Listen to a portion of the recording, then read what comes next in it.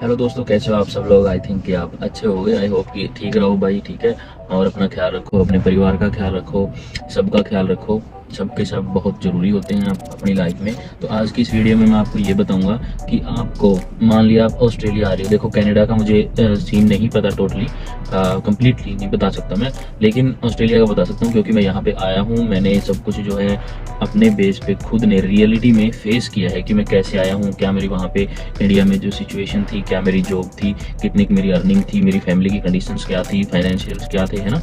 तो वो सारी चीज़ें मैंने खुद ने फेस की है। तो मैं आपके साथ वो शेयर करूंगा। अगर आपकी उस तरह की है, आपकी मैचिंग करती सिचुएशन है, उससे अच्छी है, उससे थोड़ी सी कम है, तो आपको आना चाहिए नहीं आना चाहिए, है ना, कि क्या दिक्कतें आ सकती है। मैं आपको वो चीज़ें शेयर करने की कोशिश करूंगा इस वीडियो में। आप समझने की कोशिश करना, अगर आप इंटरनेशनल स्टूडेंट के तरह से आना चाहते हो विदेश में, कुछ अपना सोच के, अपना ड्रीम आपने सोच रखा है इसलिए।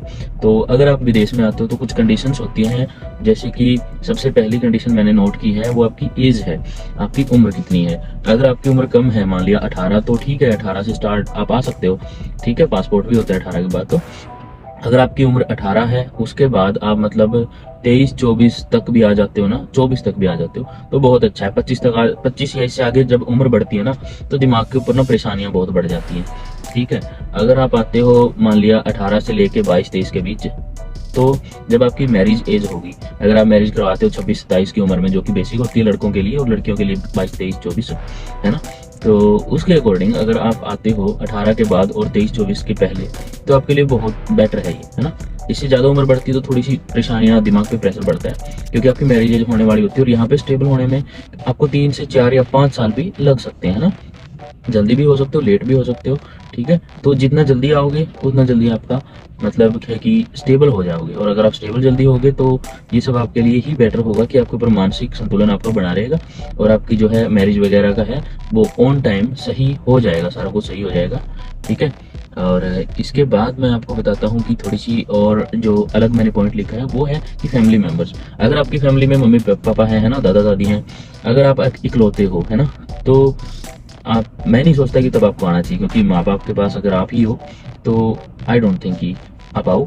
और आपके छोटे ब्रदर है या बड़े ब्रदर है, आपकी सिस्टर्स हैं, तो आप आ सकते हो। देखो, आपकी एक तो उम्र कम है, एक आपकी बहनें हैं, मान लिया छोटी है या बड़ी हैं, तो वो एक बार के लिए आपकी फैमिली को, मम्मी पापा को आपकी जरूरत होती है, वो होते हैं उनके पास, ठीक है, उनका दिल लग जाएगा, ठीक है। अगर अकेले हो तो मुश्किल हो जाएगा थोड़ा सा, है ना, आपको स्ट्रगल थोड़ा ज़्यादा करना पड़ेगा और जल्दी से यहाँ पे स्टेबल होना पड़ेगा। अगर आप अकेले हो तो वो सोच के आना थोड़ा सा, है ना।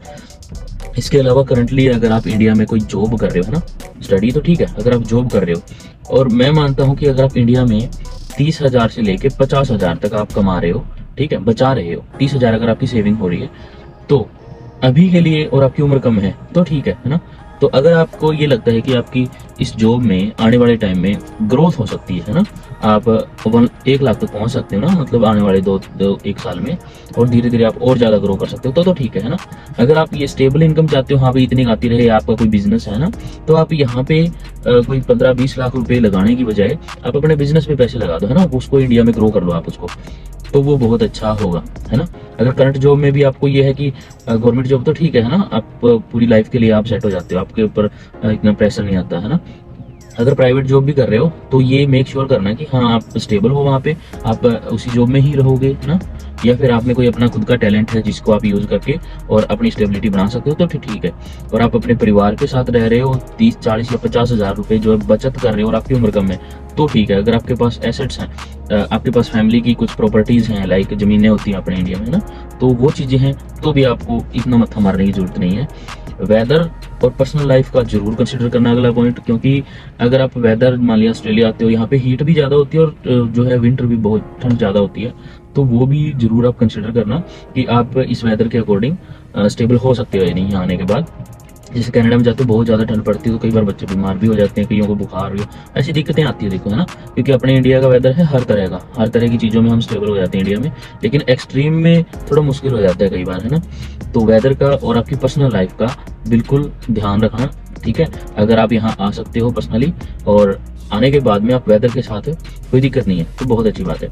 इसके अलावा जो है फ्रेंड्स और रिलेटिव्स अगर आपके विदेश में हैं, तो ये एक पॉजिटिव पॉइंट होगा, है ना। क्योंकि यहाँ पे जैसे ऑस्ट्रेलिया में मैं आया हूँ, यहाँ पे जॉब अगर ढूंढनी है ना, जब इंडिविजुअली आप अकेले होते हो तब थोड़ी सी दिक्कत आती है आपको, लेकिन अगर यहाँ पर आपका कोई दोस्त है, सगे संबंधी है ना, तो उनके रेफरेंस से आपको ना तुरंत जॉब मिल जाएगी। अगर आप रेफर भी करोगे ना कि हाँ ये मेरे रिलेटिव में है या मैं जानता हूँ इनको रख लो, तो आपको प्रेफरेंस दी जाएगी। ये बेसिक सी बात है, दी जाती है, कहीं मर्जी जाओ और यहाँ भी दी जाएगी। तो ये पॉजिटिव पॉइंट हो जाता है। दोस्त आप यहाँ आके भी बना सकते हो, लेकिन मुसीबत ये है कि आपको पता नहीं होता है ना यहाँ विदेश में ना हम कितने अच्छे हैं कितने बुरे हैं, वो तो देखो हमारा मतलब अपनी बात है। लेकिन जो आगे वाला है ना, जिसके साथ आप डील कर रहे हो, जिसके साथ दोस्ती कर रहे हो, हाथ बढ़ा रहे हो, उसका आपको नहीं पता। लोग अच्छे भी होते हैं बुरे भी, सभी एक जैसे नहीं होते, सभी उंगलियां जैसे एक जैसी होती है ना।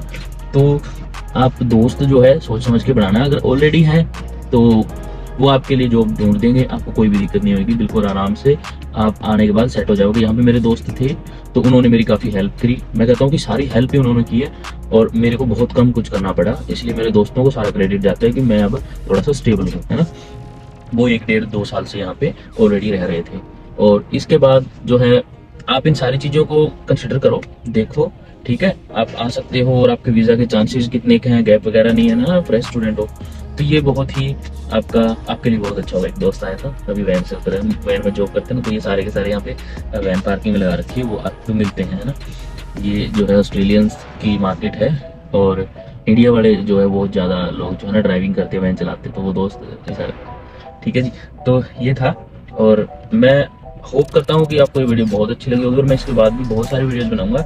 आपको अगर किसी पर्टिकुलर टॉपिक के ऊपर आप जानकारी चाहते हो तो आप कमेंट कर दो यार, मैं इंफॉर्मेशन लेके, रियल इंफॉर्मेशन लेके, ये नहीं इधर उधर से उठा के, मैं अपनी खुद की रिसर्च करके आपको बताऊंगा, पता करके बताऊंगा कि हाँ जी ये कैसे होता है, जो भी आप मुझे पूछोगे, ठीक है। और वीडियोस डालता रहता हूँ यार, थोड़ा सा बस अभी चैनल ग्रो नहीं हुआ है अच्छे से, व्यू आ रहे हैं, ठीक है। और आप बिल्कुल फॉलो जरूर करना यार, लाइक करना, शेयर कर लेना अपने दोस्तों के साथ। और जो मेरा आइल्स का एक्सपीरियंस रहा पुराना, ठीक है, इंडिया में और यहाँ आने तक का सफर हुआ, सबके रिलेटेड मैं वीडियो बनाऊंगा। अभी थोड़ी सी ना शॉर्टेज चल रही है टाइम की, जैसे जैसे टाइम मिलेगा आपको वीडियोस मिलते रहेंगे मेरे भाई, ठीक है। और इसको सब्सक्राइब जरूर कर देना यार, लव यू।